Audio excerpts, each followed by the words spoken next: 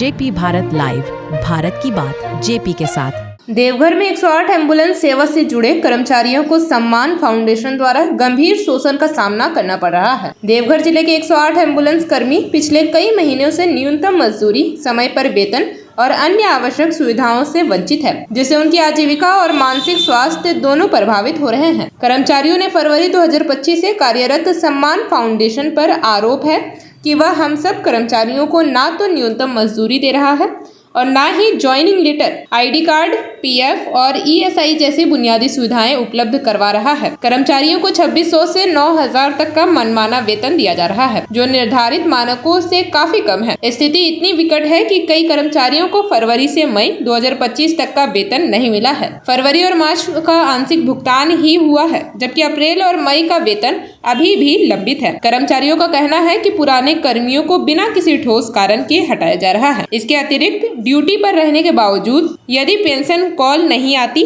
तो उन्हें अनुपस्थिति मानकर उनके वेतन में कटौती की जा रही है, जो पूरी तरह से अनुचित है। उन्हें खराब और असुरक्षित एम्बुलेंस से काम करने के लिए मजबूर किया जा रहा है और ओवरटाइम का भुगतान भी नहीं दिया जा रहा है। कर्मचारियों पर फर्जी केस दर्ज करने का दबाव भी बनाया जा रहा है, जिससे वे मानसिक रूप से प्रताड़ित हो रहे हैं। यह भी सामने आया है कि सम्मान फाउंडेशन से पहले कार्यरत कंपनियां जैसे ZHL और GVK भी कोरोना प्रोत्साहन राशि, ग्रेच्युटी, पीएफ और 74 दिनों का वेतन बकाया छोड़कर गई है, जिससे कर्मचारियों की मुश्किलें और बढ़ गई है। अपनी समस्याओं को लेकर 108 एम्बुलेंस कर्मचारियों ने झारखंड सरकार से न्याय की अपील की है। उनकी प्रमुख मांगे हैं कि सभी बकाया वेतन और अनुचित रूप से काटे गए पैसे तत्काल जारी किए जाए। बिना कारण हटाए गए सभी पुराने कर्मचारियों को पुनः नियुक्त किया जाए। सभी कर्मचारियों को ऑफर लेटर, पीएफ और ईएसआई जैसे आवश्यक सुविधाएं प्रदान की जाए। सभी एम्बुलेंसों को शीघ्र मरम्मत कर उन्हें कार्य योग्य बनाया जाए। NRHM द्वारा सीधा भुगतान सुनिश्चित हो और पूरे राज्य में एम्बुलेंस कर्मचारियों के लिए एक समान भुगतान प्रक्रिया लागू की जाए। कर्मचारियों ने चेतावनी दी कि यदि उनकी मांगे जल्द पूरी नहीं की गई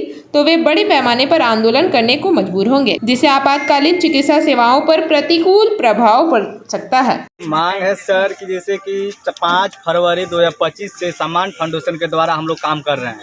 जब हैंड ओवर लिया गया था तब बोला था 45 दिन के अंदर जॉइनिंग लेटर, आई कार्ड, बीमा मुहैया और जो भी कुछ हम लोग का पीएफ, ईएसआई, मेडिकल व्यवस्था जो है हम लोग का मिल जाएगा।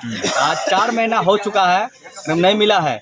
और ना ही इंश्योरेंस के क्लेम पे दौर पे हम लोग को गाड़ी जर्जर हो चुकी है। कहीं भी दुर्घटना ग्रस्त हो जाती है हम लोग को गाड़ी, तो हम दवा नहीं ठोक सकते। कंपनी के अंदर हम कंपनी का आदमी है, इसलिए नहीं वाले हम लोग को प्रूफ नहीं दिया मिला हमको अभी तक। दवा नहीं ठोक सकते हैं, बार बार मांग रहे बोलते मिल जाएगा। इसके दौरान हमको 3 बार लिखित तौर पर हमको मिल चुका है।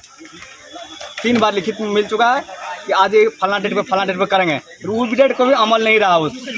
हम लोग इसलिए यहाँ पर बैठे हैं, मजबूरन धरना पर बैठे हैं कि बिना जॉइनिंग लेटर का, बिना आईडी प्रूफ का हम कैसे ड्यूटी करें सर।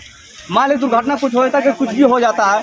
हम क्या नाम हुआ आपका? मुकेश पंडित सर। मुकेश पंडित। तो धरना पर इसलिए बैठे हैं कि हमारी जो सैलरी है सर टाइम पर नहीं दी जाती है, और दी भी जाती है तो वो है सो कटौती करके दी जाती है। और जिसमें कि हम लोग को आज 4 महीना सर हो गया सम्मान फाउंडेशन में काम करते हुए।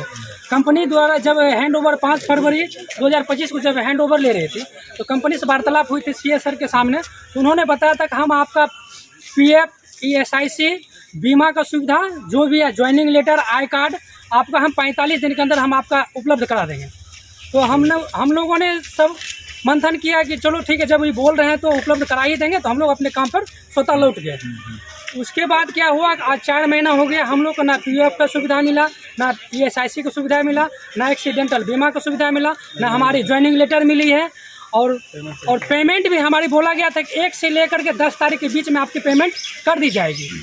और पेमेंट बताया गया था कि जो पूर्व, तो हम लोग ने पूछा कि आप हमें सैलरी कितना देंगे, तो उन्होंने बताया था कि स्पष्ट नहीं किया था। उन्होंने बताया था कि जो पूर्व कंपनी आपको दी रही थी हम उससे आपको 1 रुपया बढ़ा के देंगे, उससे कम नहीं देंगे।